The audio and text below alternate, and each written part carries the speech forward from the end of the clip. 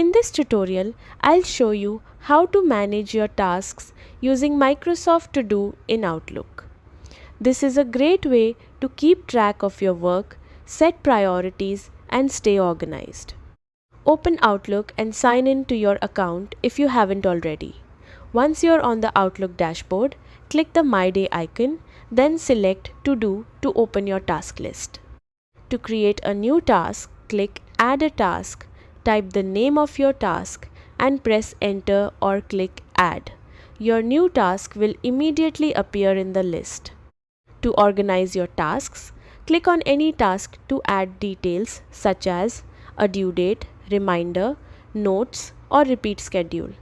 If a task is especially important, click the star icon to mark it as important so it's easier to find later. As you complete your work, simply check the circle next to a task to mark it as completed. You can continue adding, editing, and organizing tasks to keep everything in one place. That's how to manage tasks with Microsoft To Do in Outlook. Thanks for watching.